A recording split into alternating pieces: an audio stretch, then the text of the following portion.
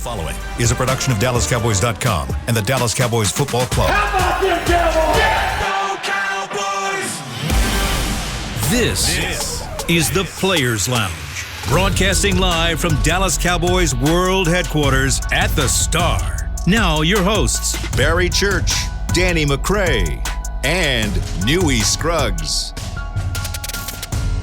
Everybody, day after Memorial Day, it's Tuesday. Time for the Players Lounge with Barry Church, the Yes, sir. Toledo Rocket in the house.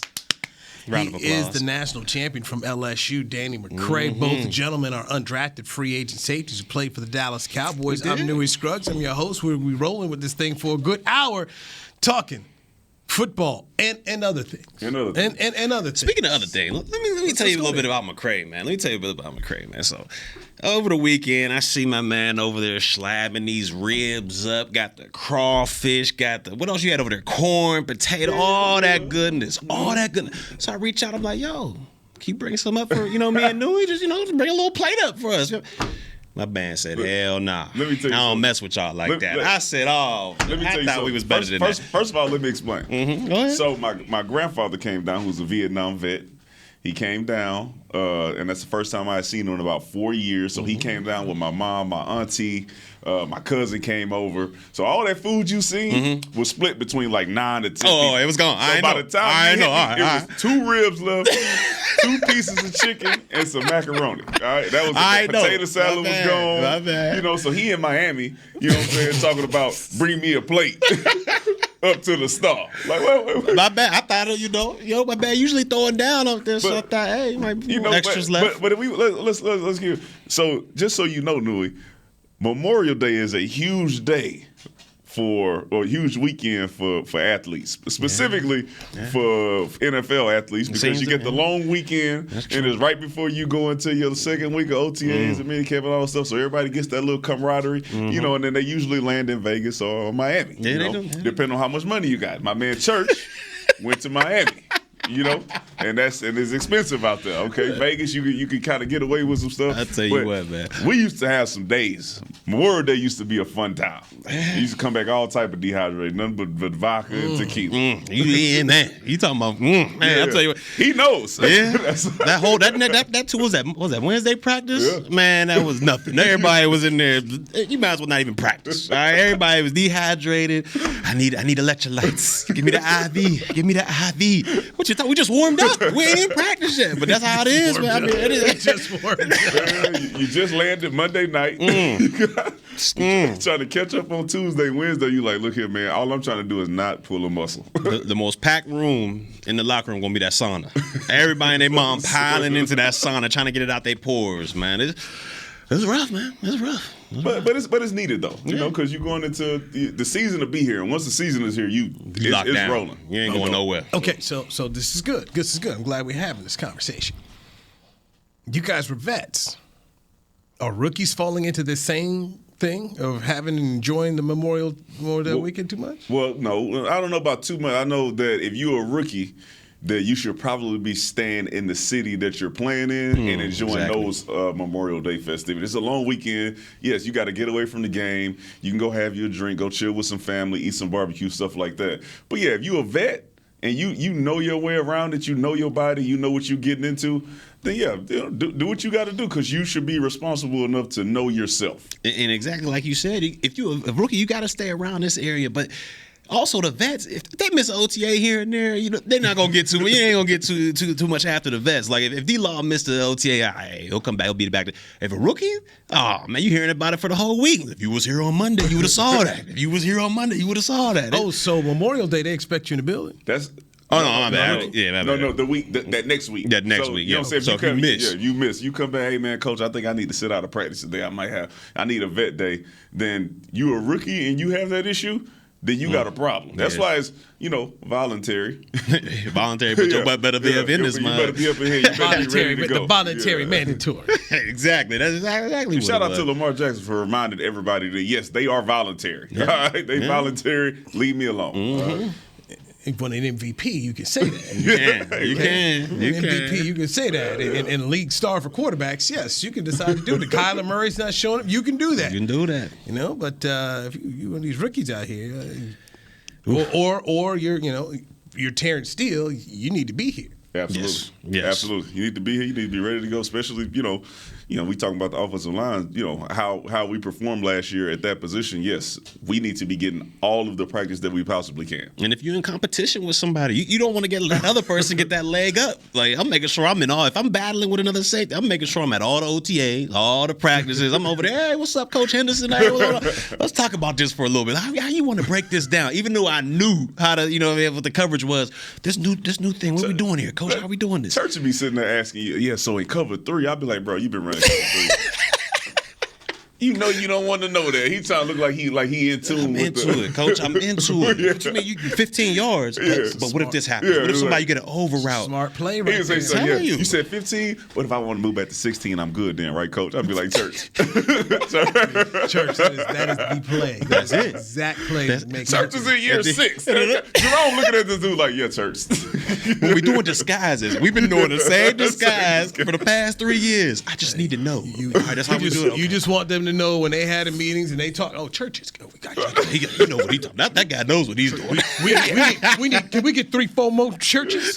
He asked me Church about- is the leader. He's that's the total. He asked me about cover. He asked me, I don't know. But then there's a thin line because he'd be like, man, I don't know, man, Church. What you think about Church? I said, Coach, I don't know. He's still asking me about cover 3. He's in year 8. Asking me how many deep defenders we got in cover 3. For the group. He got the group.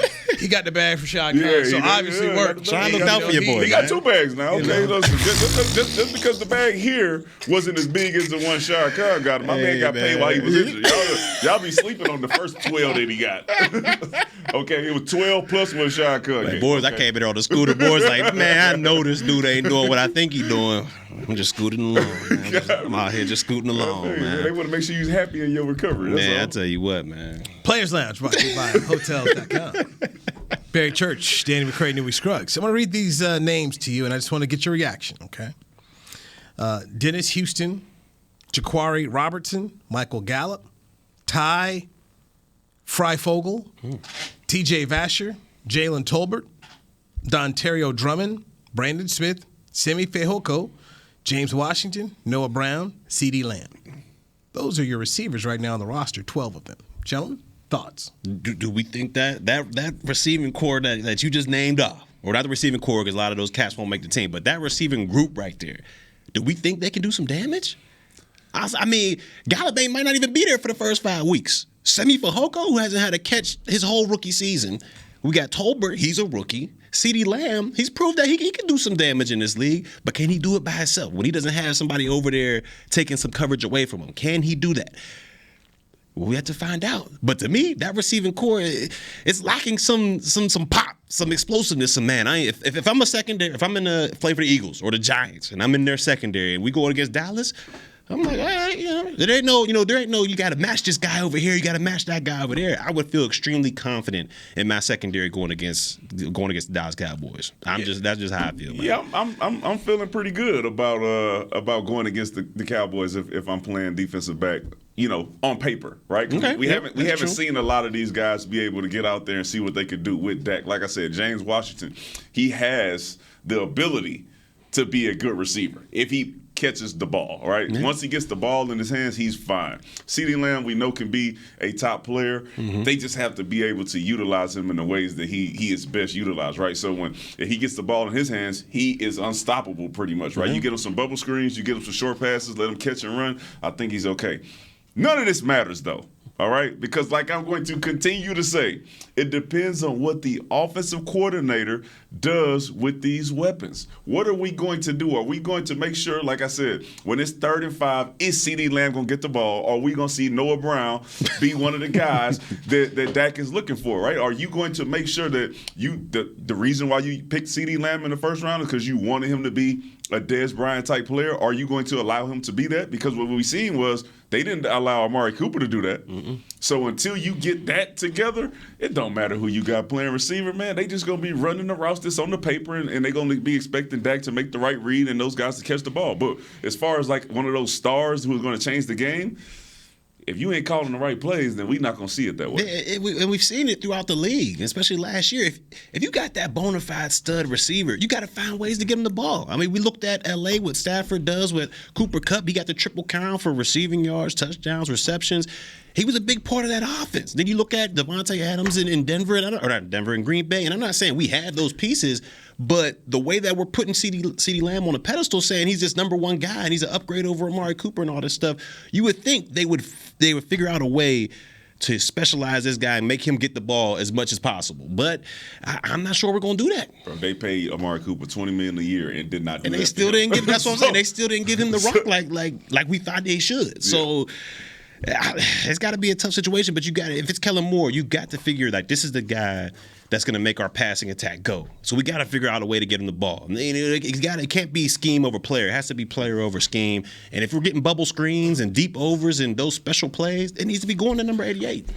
Dalton Schultz may get more catches than CeeDee Lamb. If they run the same offense, if we run it like we ran it last year, he'll have more catches. I can see that happening too. So last week we saw James Washington in a boot, not practicing. Oh, what was that all about? It ain't looking too good. He's in a boot.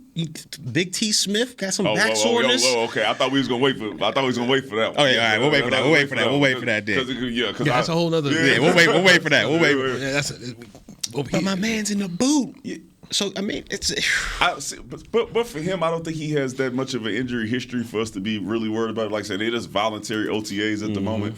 I still think he's going to be able to pick up what the offense is. I think the one knock on him, to me, from what I've seen from him when he was in Pittsburgh, was being able to hold on to the ball, to being able to catch the ball. He's usually in the right spot. He's usually, when he catches it, he's usually going to make a play or run after the catch. But he has to hold on to the ball. And I think that just goes with refocusing and getting on those jugs. And I don't think that him being in the boot right now is going to set him back as much as it would set maybe a Tyler Smith if he was in the boot right now, when he really needs to be out there learning his footwork and getting his hand placement right. You don't think James and Dak need to get that connection going throughout this OTAs? I think they do, but I don't think it's something that will stop him from being that type of player. Because like I said, if he's going to get the routes, like we seen guys like Noah Brown step in last year. Yeah. When you say they got a connection, it wasn't like Amari Cooper and it wasn't like CeeDee Lamb. Like they're going to find a way for the guy to get open on some routes. He just needs to know the playbook. So I think he's going to be fine. Okay. So that's the wide receiver room, and seeing people talk about that. There's question marks, and that's going to be a very interesting as they continue the OTAs and go into minicamp here. Is what are they going to do, especially week 1, 2, and 3, because that's when Michael Gallup is right now not expected to be a part of this lineup. So let's see what happens here. I think a lot of talking heads are bringing up Jalen Tolbert, and I just feel like that's a lot to try to put on a third-round rookie from South Alabama. That I just think that's a lot. It is a lot. That's a lot, man. He's the guy. Was this a guy that was like, "I'm coming in to change the culture"? Was that him? Who said, "I'm coming in here to change the culture"? I'm not sure. That's what I'm thinking about. How you going to change it? I hope not. The coach is in the offensive coordinator with me. I don't know. Like I said, listen, when I see him be able to line up guys so he can use whatever they do best to get them, in the end zone or get them the first down, then I'm okay with that. But until I see that, I'm not with it. I've seen CeeDee Lamb run like 2 jet sweeps. Yeah. If he was on any other team, all right, the dude would be getting the ball in his hands any way you could get it to him. Mm-hmm. He's great with the ball after catch, yards after catch. He's one of the best in the league, in my opinion. It's just, can we get him the ball? That's the whole thing. Couldn't get Coop the ball. He got Dalton Schultz the ball. He had a career year. Can't get Cooper the ball for $20 million. Let's move to that offensive line. I got conversation for the Cowboys as OTAs are continuing here out at the Star where we do the show. Some possible good news for the offensive line. Not just the Cowboys offensive, but for 30 offensive lines across his 31 offensive lines in the NFL. Aaron Donald's talking about he may retire. Like, okay. Man we played him this year too. Huh? Yeah, and I was very right here on the schedule. This is why it matters, because they are on the schedule October 9th, just out there at that awesome stadium in Inglewood. So October 9th, Rams, Cowboys, 3:25 on Fox. So Aaron Donald may not be there. Don't get your hopes up. I tell you who better hope he ain't there. Who's the young rookie, Todd Smith? Todd Smith, 2020. How about everybody? Yeah, that's true. Okay, the whole league. He done gave everybody fits. Retire? Yeah, go ahead. I'm for it. Aaron, get out while you can. Be like Jim Brown. He accomplished everything in 8 years. Yeah, Defensive Player of the Year. I mean, but the thing is, man, when guys are still playing at that level and they talk about retiring, the minute they sit out for a month, 2 months, and they realize that, man, I can still do this, and I'm actually bored at home. Good time break. That's when so I wouldn't get my hopes up. The man just coming off a Super Bowl, just came off a great season to where he's making some of the biggest plays to get them that win the Super Bowl. Yeah, I don't know. His father-in-law's on the staff. Yeah. his wife worked for the I don't know, man. I think he's still around the squad too much. He's gonna have a lot of people in his ear saying, "Hey, man, I think we could do this again." He's also looking for another contract too. That's what this is. He went from the highest paid to the sixth or seventh highest paid defender in the league, and he's obviously, in my opinion, the best. What we know about the Rams, they gonna figure out a way. They gonna figure out a way. They want to find some ducats somewhere. They won't have a draft pick till 2050 to make sure that they get. We ain't drafting nobody. Nobody getting here. If you ain't a part of this already, you ain't covered. Man, I'll tell you what. But they won a Super Bowl. We ain't done. Here is a gentleman in a very interesting position that most people never get to in professional sports because it's that hard. He can walk away right now, and he's credentialed to go to Hall of Fame. I mean, it's it. You've got the Super Bowls, you've got the multiple Players of the Year, the multiple All-Pros. I mean, he has a resume that is not just worthy, but it's up there with some of the best. I would say so. And I considered Joe Green to be the best interior defensive lineman to play in the National Football League in its history. Changed the whole culture. You talk about culture changer. The greatest Pittsburgh Steeler ever. The only thing that he doesn't have over Joe is 3 more rings because Joe got 4, and it was a team of the 70s. But Duke can walk away right now and just write down the date. Like when Peyton Manning walked away, okay, 2000, what? I mean, you just know 5 years from now, he's going in. How many people do that, though? Oh, it's rare. I mean, it is rare. To beat Calvin Johnson's the last one I can think of. Hey, man, bye. He ain't got no Super Bowl, though. Yeah, right, but I'm just talking to you're walking away, and they're going to put a gold jacket on. Oh, absolutely. He did, what, 9? Yeah. His situation was way worse than the Lions. The situation was much worse than what the Rams, who have the potential to repeat, versus what Calvin Johnson was walking away from. He said that, the organization didn't even do him well. That's why he was like, man, I'm done with you. I'm out of here. Yeah, I know what Barry Sanders said. Now, Barry, I know how you feel. So, yes. But for Aaron, in the sense of you've checked the box. What box is there left to check other than I want you to do it again?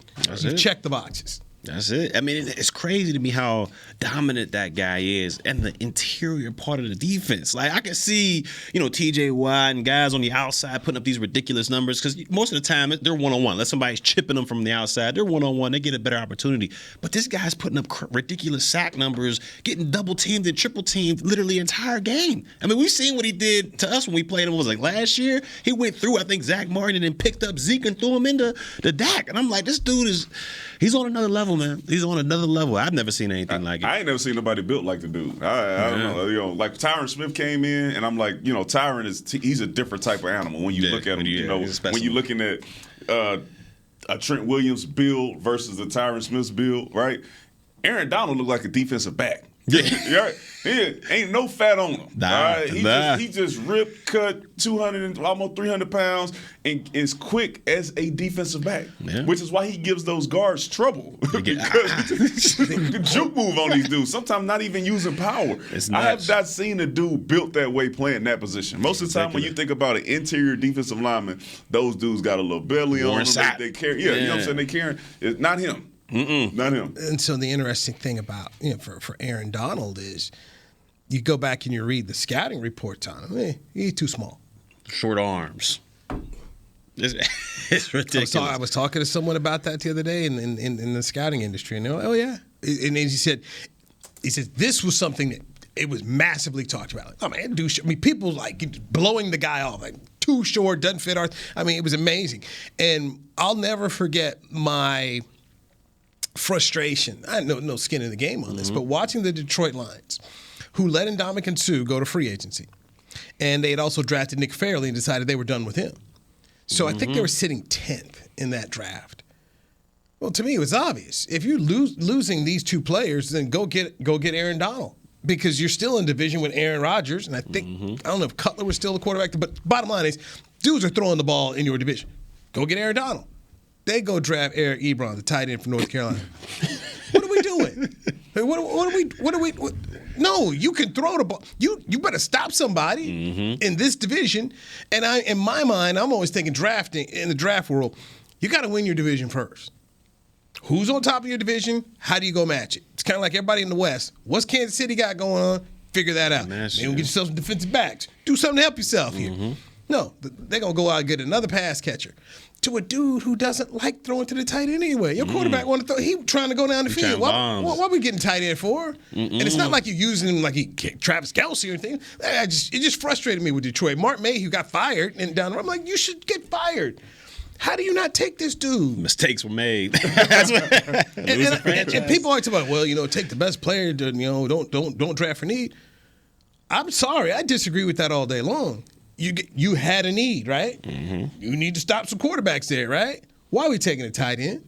Made no mistake. Listen. For all of us and all of the football fans out there, I am ecstatic and so happy that the Detroit Lions did not draft the guy. Okay, thank you. I'm glad he's in Los Angeles, and I'm glad he is doing what he's doing out there. We did not want to see him go to Detroit and let his career wither away, like we've seen many guys. You just talked about Nick Fairley. I remember Nick Fairley when he was at Auburn, and he was wrecking games. He's supposed to be that guy. Wrecking games, and went out there to Detroit.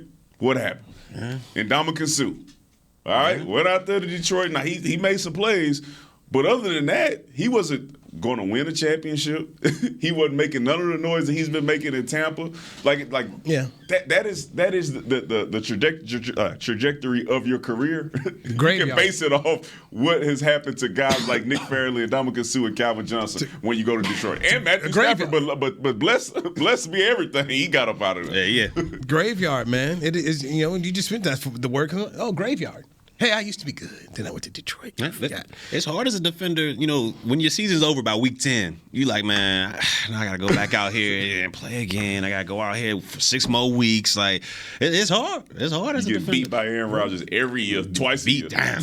The Cowboys get Detroit, by the way, October 23rd. Jared Goff, baby. Jared Goff coming to town. Hey. Detroit. Who was it, Swift? Swift, they got some pieces. DeAndre Swift. They got some pieces. But they're still a far way away. Yeah. Well, I'm not going to talk no mess about it right now because we started off on the offensive line conversation and we still got some work to do at that entirety except Zach Martin. Yeah. Yes, 15 offensive linemen right now. There are question marks. Conor Mcgovern, by the way, got the first team reps at the OTAs at left guard, and then the rookie Tyler Smith was backing him up. So they're. But wait, was he standing right behind him? Or he was with the second team? Because I'm telling you. Hey, I can guarantee you that McGovern is feeling the heat right now. Without a doubt. He know. See that Memorial Day, he better not be partying. No.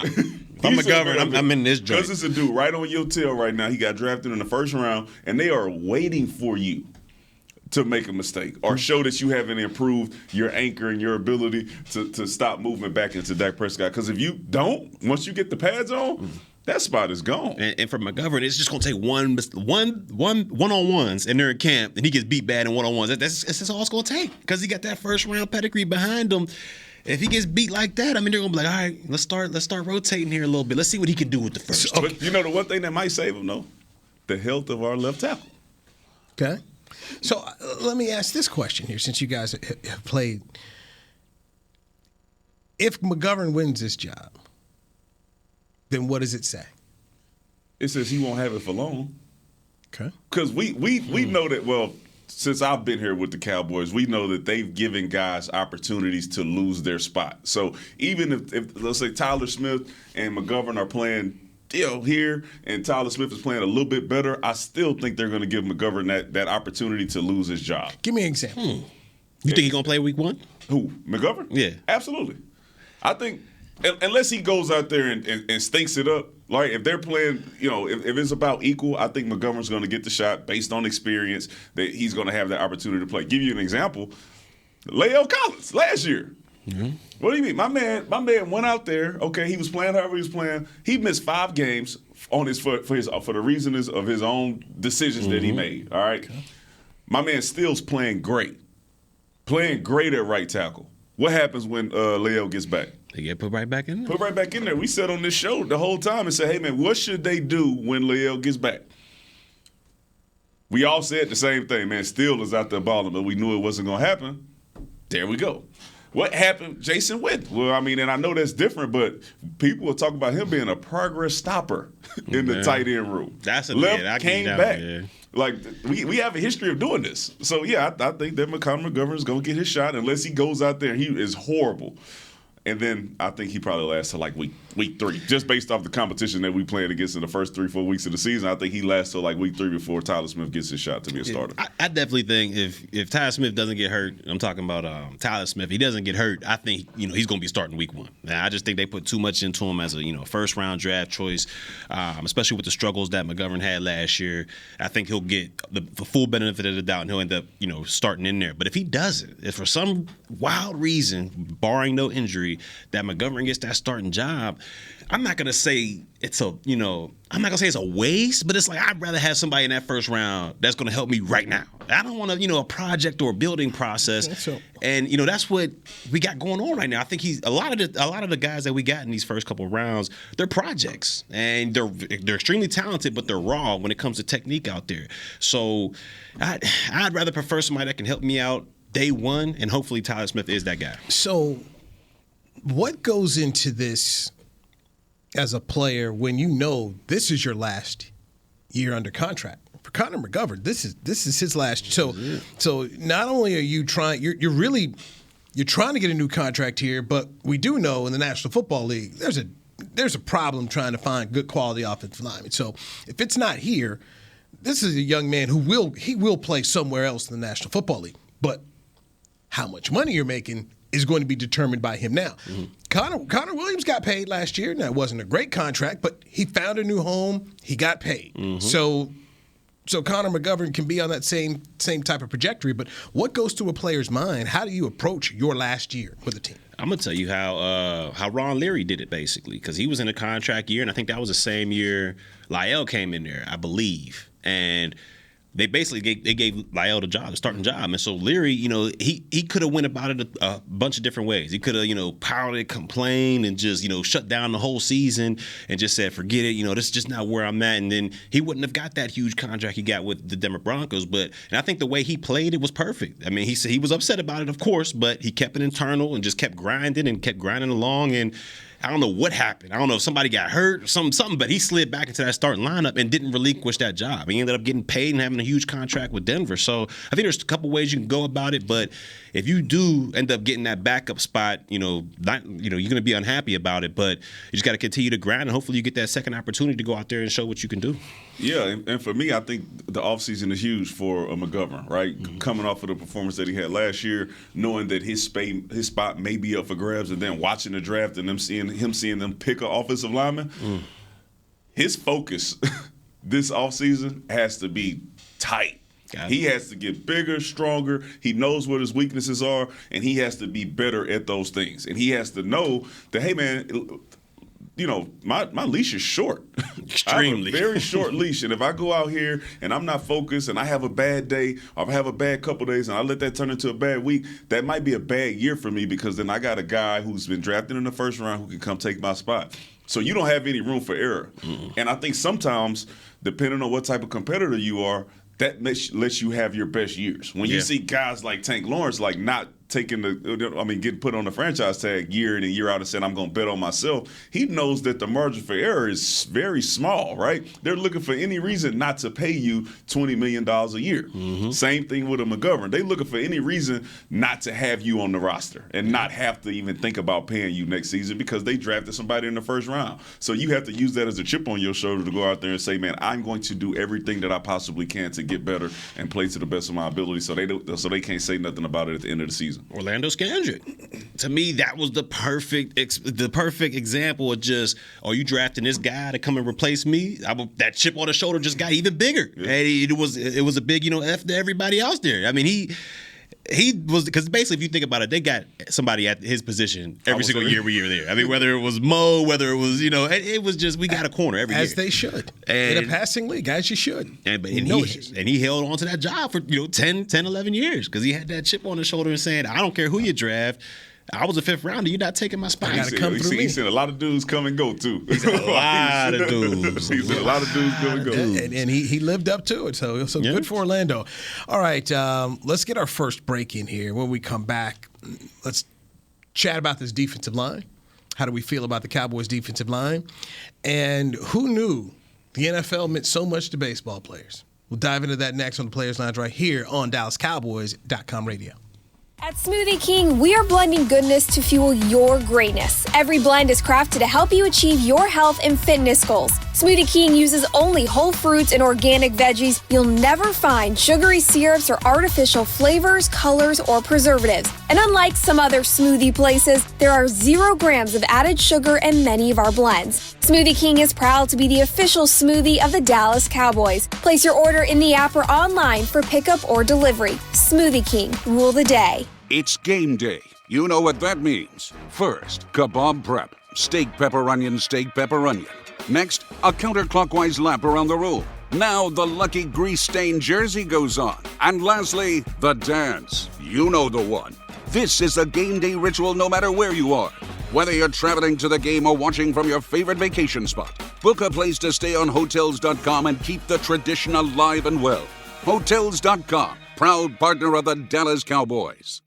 Want to use what the pros use? How about the official men's skincare brand of the Dallas Cowboys, Jack Black? Right now you can get the Jack Black Starter, a curated collection of Cowboys locker room favorites for just $10 with free shipping. The starter includes 4 Jack Black skincare favorites plus a full-sized intense therapy lip balm. Go to getjackblack.com/Cowboys and use the code word TEAMJB. That's getjackblack.com/Cowboys. The Jack Black Starter, $10, free shipping. Brace yourself for an existential question. Has your butt been having enough fun lately? Have you been treating it well? Has it been going places? If not, then it's about time you start using SeatGeek. SeatGeek is the best way to get your butt tickets to live events. Just ask the thousands of other butts who have rated it the #1 ticketing app. So what are you waiting for? Download the app now or visit SeatGeek.com to get tickets to sports, concerts, and live events and make your butt happy. SeatGeek. Get your seat in a seat.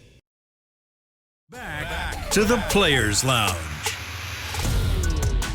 Get the ultimate fan experience for the ultimate Cowboys fan. Join Dallas Cowboys United, presented by Globe Life, starting at just $20. Join now and get your fan pack, exclusive benefits, and more. Visit DallasCowboys.com/United for details and join today. In the Players Lounge, brought to you by Hotels.com. Louis Scruggs, joined by former Dallas Cowboys free agent safeties Barry Church and Danny McCray.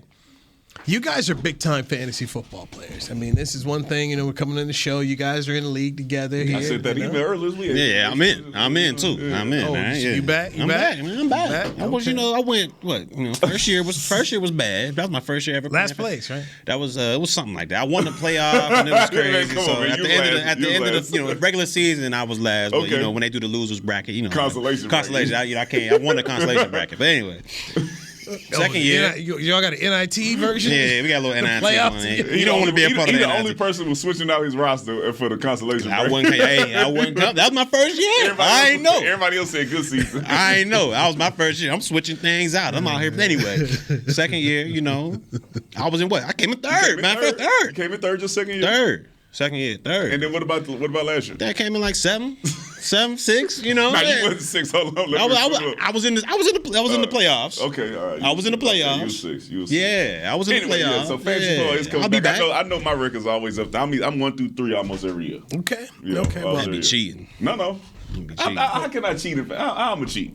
He's the commissioner. He need to figure out some type of way to cheat. hey, all I'm gonna say right now, okay, because I'm talking to you young brothers and everybody else here who's listening on DallasCowboys.com. Please don't end up like Tommy Pham and Jock Peterson, 2 Major League Baseball players. They slapped that Where man. Tommy Pham slapped Jock Peterson out in the before pregame. Wait, what? Some man got Gilbert slapped? Arena. They went Gilbert Arena, Will Smith, Chris Rock, all that. They've been watching all this stuff. And he went out there and slapped them and cleared the benches. Well, no, these are 2 opposite teams. Yeah. So they were it's pregame warm-ups, and so Tommy Pham plays for the Reds and Peterson plays for the Giants. So they play the game, and so before the game, they're talking and discussing, and apparently words were exchanged. Tommy Pham didn't like it, so he slapped Peterson. You see the video, got suspended 3 games, and it was over fantasy football. And Peterson read off his version of events, and it didn't really add up to me because he's like, yeah, I put a guy who was supposed to he wasn't playing in the game, so I moved him to IR. He says you can't do that. Then I brought in someone else. And I'm like, nah, bro, this is money. You're not the only reason you are getting slapped in the face over some fantasy football is this is about money, and these are Major League Baseball players, so they're not sitting around here playing for like we play. They probably playing for some big change. And so when they interviewed Tommy Pham, he came out there and he said, yeah, it's like he did some stuff wrong. It was over, it was about money. It's like, I'm a big player in Las Vegas. So he's like, money was involved. I'm like, okay, now I get it. So I just want to make sure. What did Peterson do after he got slapped? Dude, he just took it. No. See, he did a Chris Rock. I can see Chris Rock's situation. Then he said, I don't really believe in violence. I just walked away. The man open slapped you. This is what happened when you owe somebody some money you ain't gave him. He knew he probably been looking for this dude for months. It was fantasy football season been over for a long time. Got him on the field. Right? He's like, that's all right. When I see you, fine then. When I see you. And you know the man to go do something. You got to keep your hands up, player. He thought he was in a safe space. He gonna do on TV. So Tommy Pham's about that life. Tommy Pham, that guy. Man, the man slapped you though. I'll say this. That man didn't want to go with Tommy Pham. But I'm just like beat down. Okay. But you can't let a man just slap you. I mean, I'm with you because had he thrown 1 or 2 back, it's a baseball. Somebody's gonna come and break it up. They came anyway. You could have tossed 2 and backed up. But that just one, like you said, you know you wrong. You in the wrong. You owe somehow. And number 2, I'm telling you, man, he didn't want that from Tommy Pham. No smoke, he didn't want that from Tommy Pham. I'm telling you, Tommy. Listen. Him and Will Smith in the same category. Nah, man, they slapping folks out here.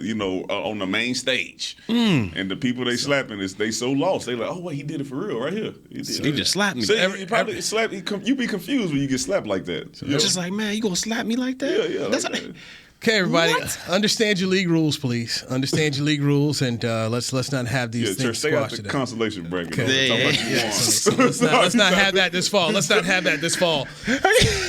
No, you getting your trophy back this year? I already gave back, man. No, are you getting your trophy back playing this year? Oh, am I getting it back this year? Man, I'm so far away from thinking about this, man. I'm trying to. I got school again, man.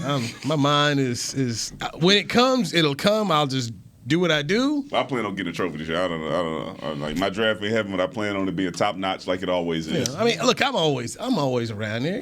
I'm like Carolina, man. They know who I am. You're always in the playoffs. They know who I am. This will be the first year, one of the first years where Christian McCaffrey is probably not getting picked I drafted 1 or 2 last year. 2. I don't see him going top 5. This Jonathan Taylor probably be right there at the top of the list. That was my guy last year. I mean, you got to think about Christian McCaffrey and Zeke. I don't know when people are picking these 2 guys, but 3 years ago, you fighting over this. I got to get Zeke. So you got Dalvin Cook, you got Jonathan Taylor. I mean, Aaron Jones. Keep going a little bit, then you might get the Zeke and Kamara's CMC. in there. Kamara, so I'll tell you, old boy, Cincinnati.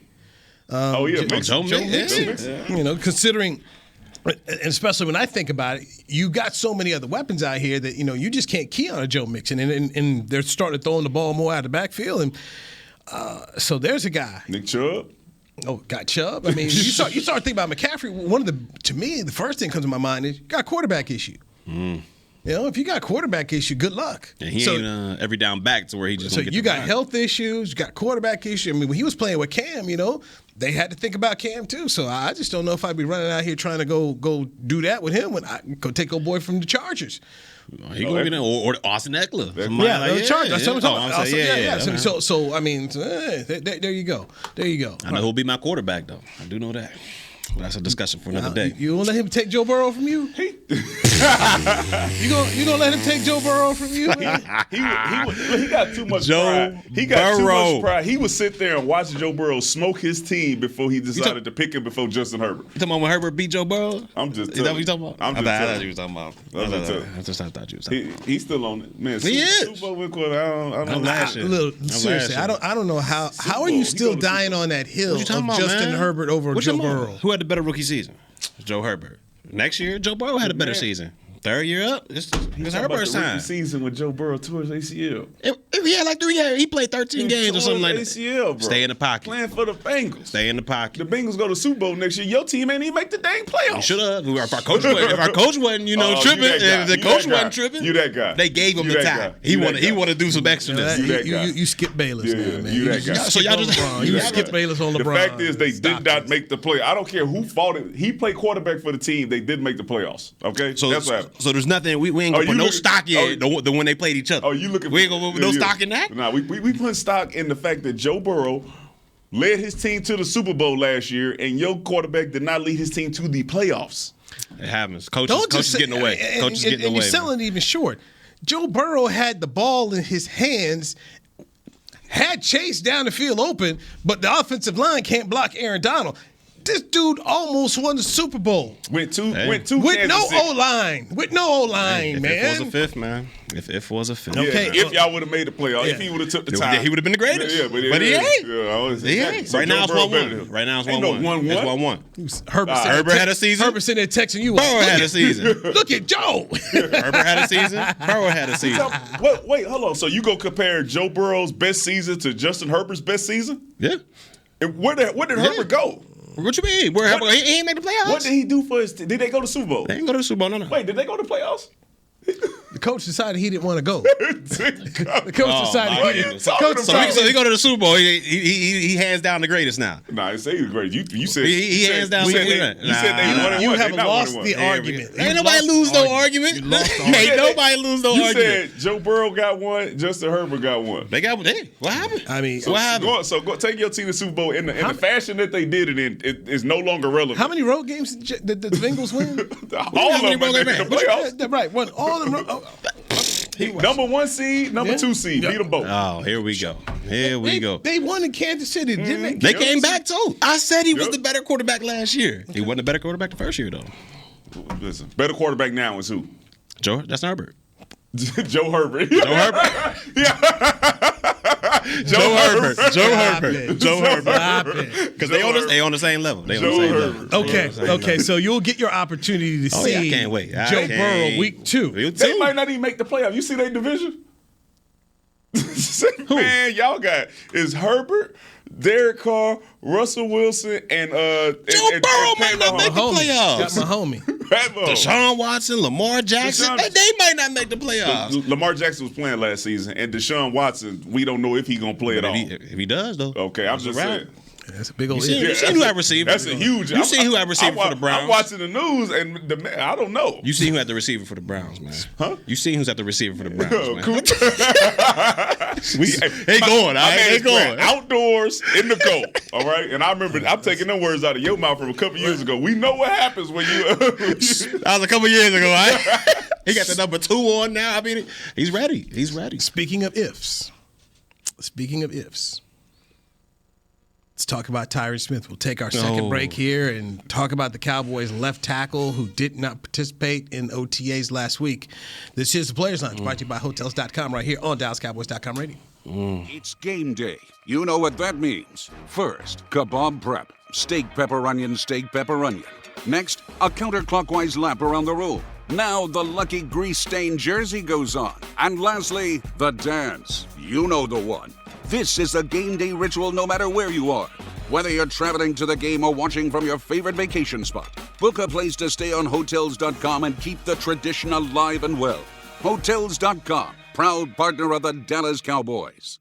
Want to use what the pros use? How about the official men's skincare brand of the Dallas Cowboys? Jack Black. Right now you can get the Jack Black Starter, a curated collection of Cowboys locker room favorites for just $10 with free shipping. The starter includes 4 Jack Black skincare favorites plus a full-sized intense therapy lip balm. Go to getjackblack.com/Cowboys and use the code word TEAMJB. That's getjackblack.com/Cowboys. The Jack Black Starter, $10, free shipping. At Smoothie King, we are blending goodness to fuel your greatness. Every blend is crafted to help you achieve your health and fitness goals. Smoothie King uses only whole fruits and organic veggies. You'll never find sugary syrups or artificial flavors, colors, or preservatives. And unlike some other smoothie places, there are 0 grams of added sugar in many of our blends. Smoothie King is proud to be the official smoothie of the Dallas Cowboys. Place your order in the app or online for pickup or delivery. Smoothie King, rule the day. Brace yourself for an existential question. Has your butt been having enough fun lately? Have you been treating it well? Has it been going places? If not, then it's about time you start using SeatGeek. SeatGeek is the best way to get your butt tickets to live events. Just ask the thousands of other butts who have rated it the #1 ticketing app. So what are you waiting for? Download the app now or visit SeatGeek.com to get tickets to sports, concerts, and live events and make your butt happy. SeatGeek. Get your seat in a seat. Back to the Players Lounge. Get the ultimate experience for the ultimate Cowboys fan. Join Dallas Cowboys United, presented by Globe Life, starting at just $20. Join now and get your fan pack, exclusive benefits, and more. Visit DallasCowboys.com/United for details and join today. Barry Church, Danny McCray, Newey Scruggs. This is the Players Lounge. Tyron Smith is the Cowboys' left tackle. Tyron Smith, for basically a half decade now, has not played full season. And if you're counting on him to play one this year, you'd be fooling yourselves. It just after a certain point in time, and you guys have played in this league, once guys start getting hurt, sometimes it just keeps going that way. You don't get younger. Right. And Tyron Smith has battled injuries. He's had an outstanding career, but let's just be honest here. You cannot count on him for 17 football games. OTAs come around, find out Tyron's not ready to go. You just check, Twitter, sports radio. People are like, all right. And, y'all late. Church late. I'm late. I should have wrote that down. I did say, I said 2011, Tyron Smith. I was dead wrong. If that were to happen, would be great for the football team. It ain't happening. But the likelihood of it happening is just so low. Yes. And so, like I said, right out of the gate, OTAs, he wasn't available.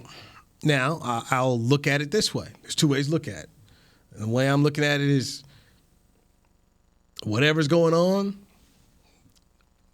get the guy right now, and you have him ready to go. And come training camp out there in California, it's going to be very interesting. How much training camp does he get in here? Yeah. Because you're trying to get him to September 11th against Tampa Bay, who's got a pretty good defensive front going on. They do. So, but my whole thing with the Tyron Smith situation, one, is how does it affect the rest of your offensive line, right? If you have a guy who is supposed to be starting, right, and you draft a guy to play left tackle to possibly take over that position whenever Tyron decides he wants to retire, but then he now has to play left guard, who are you getting ready to play left tackle? Because based off history, knowing that this guy may have to play half the season. Yeah. So they need to be ready to play, not sparingly. They need to be ready to get in there and get some real-time reps so they can be ready for the season. Yeah. How do you do that? And as a rookie, that's a lot to put on the plate. As a guy, all right, we want you to be ready. We want you to start left guard. Well, we want you to compete for the starting left guard position, but we also want you to be ready for left tackle.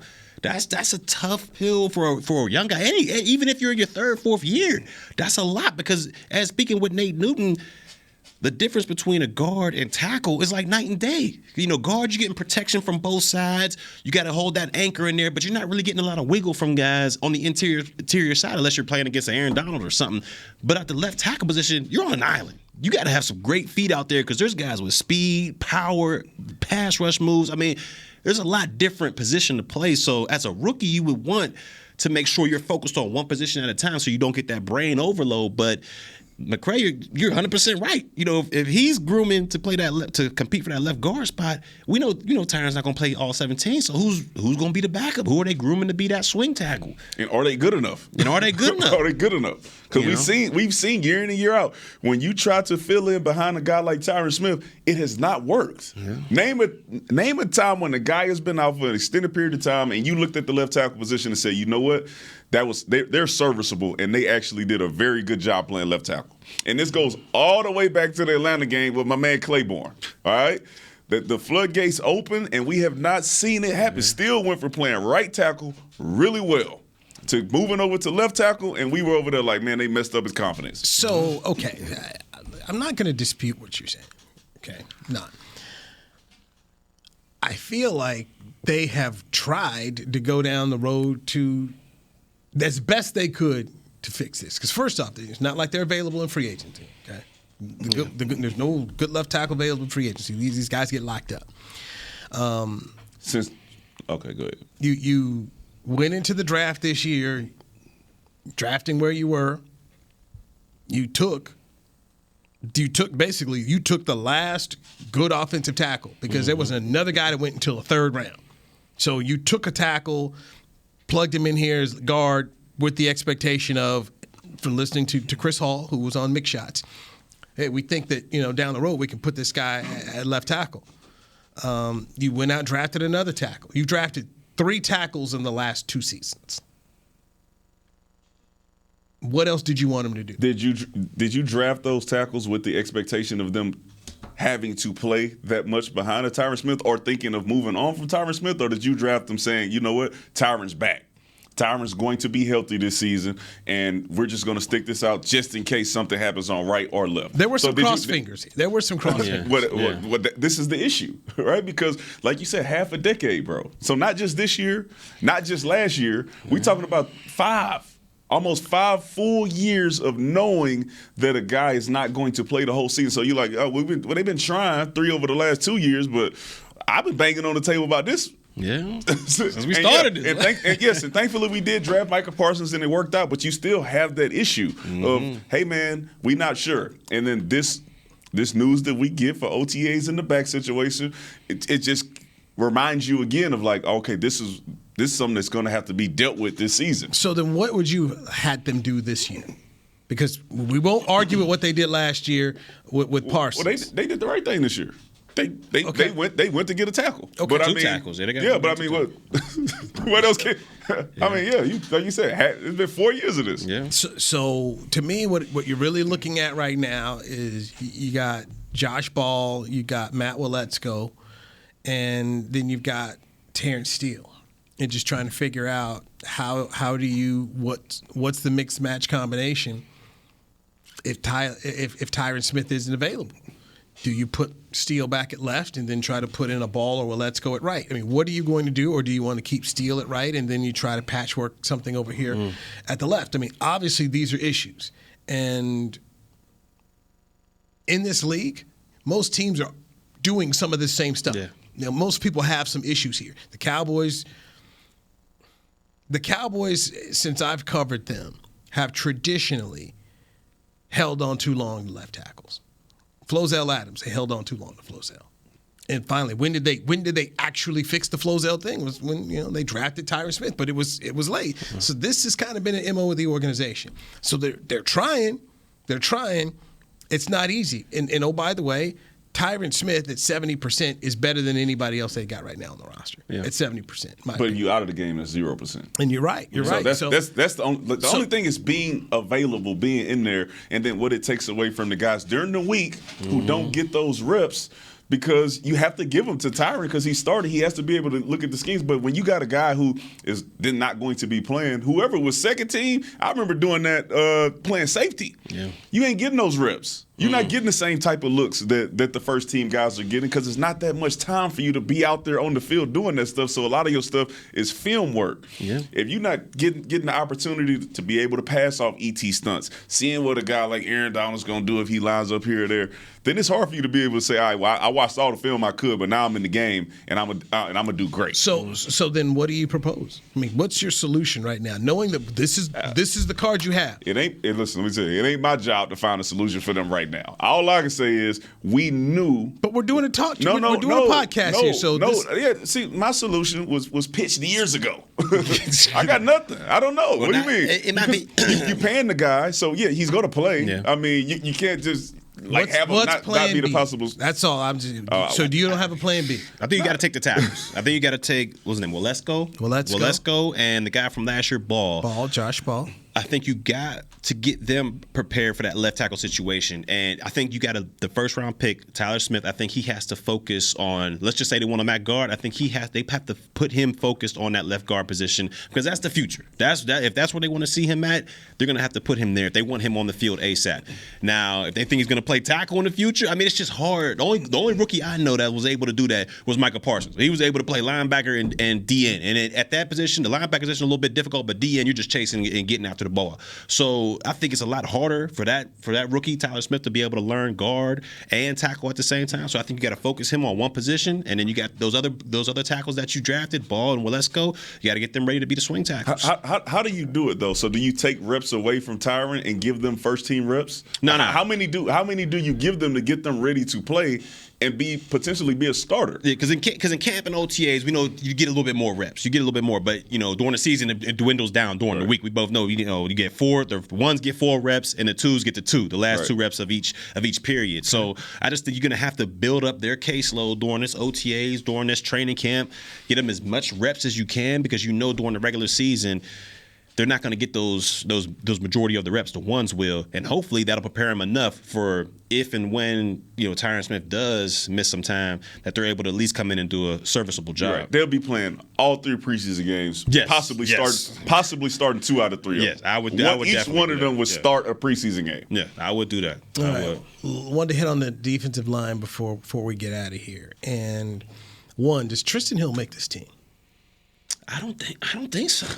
I mean, I know he's a big fan of the Gator, but I'm like, I don't think he makes it because you got what was it, Odigizua? They have 16 defensive linemen. Yeah, and his time here, he just hasn't shown to me that much to be able to unseat one of these guys that are in there. And you got Odigizua, you got my boy Neville Gallimore in there. I mean, I just don't see it. It's gonna be tough, uphill battle for him.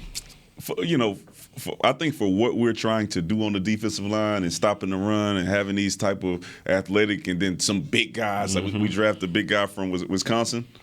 Like for what we're trying to do, I think it's going to be hard for John Ridgeway. From Arkansas. Sorry. For what we're trying to do at the defensive tackle position, I think it's going to be hard for my man to be on the roster just because they know what he can do. It's not like they don't have film on him. They've been in the locker room with him. They've been on the field with him. All these coaches are familiar with him as a player. So unless he comes out and he's just killing it in preseason and training camp, then I think it's going to be hard for him to make the roster. He has to go crazy. And also he's part of that old regime. He was drafted by Rod Marinelli's squad. That was his guy. So we know how that works. So you got, and they talked about trying to get bigger up front there. Mm-hmm. So you saw Quentin Bohanna come in there last year out of Kentucky, and now you got into John Ridgeway here. So much bigger. Yeah, he's a big dude.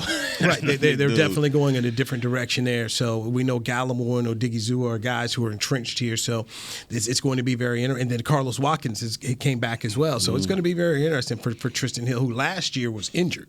So he was injured during camp, and then he came on later on as the season. But right now he's healthy, so he's going to go into training camp. I mean, this is another guy who really should. He's got to know. Yeah. I mean, he's got. I mean, players know. You're on the bubble. He's on the bubble, and he's got to show he can do something here. I can't remember. I think it was Calvin Watkins. The Morning News told me that he gave him he said hi to him, and the guy just gave him a death. He says Hill gave him like a death stare.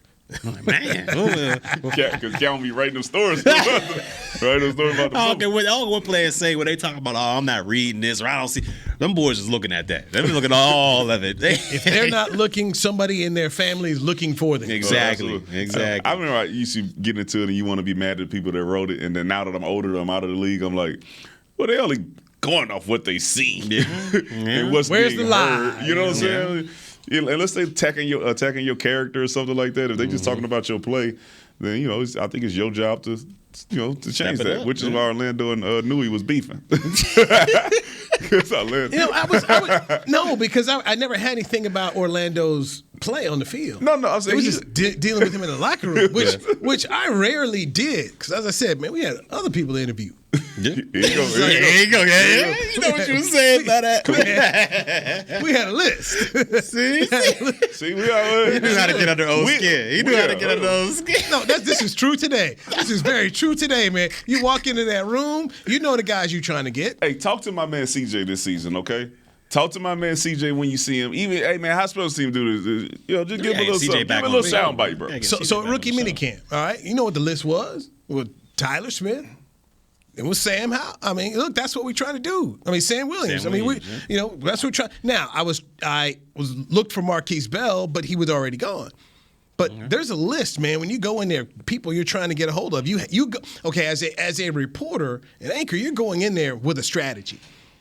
So if it's a Dak day, you know they'll bring Dak out to you, but you kind of understand and know, all right, what time is he going to go? So we need to try to get other people here. You know, a Zeke day. But there are days where you know, hey, these are some people to get. And then sometimes you're waiting around on some of those people. And so if the others are available, the others who will give you some decent sound, you'll go get them. And that's where O fit. He was on the others. The others list. He's on the list. Oh, is he talking? Walk on over there. I want to drink my water. Go ahead and sit down. And it's not just, you know, so that was it. That was his time. Yeah. Okay, like, all right, early on when I covered the team when they were world champions, like Kenny the Shark Gant, Nate Newton. These are the others list that you could get. They're going to talk to you, and you can put it up. You can use some of it later on, but that's how you went about it. There's a strategy in how you go about this, man. You go, all right, you going to take Nate Newton over Troy Aikman or Michael Irvin? No, you're not. No, you're not. It's a list. Yeah. It's a list on who's after a game, after a loss. You know who the guys will talk, and you go get those guys. And sometimes after losses, okay, Sean Lee. Sean was a pretty good talker in terms of just, hey, when he said things, they were thoughtful. After a loss, you get Sean, okay. But there were certain dudes who wouldn't talk.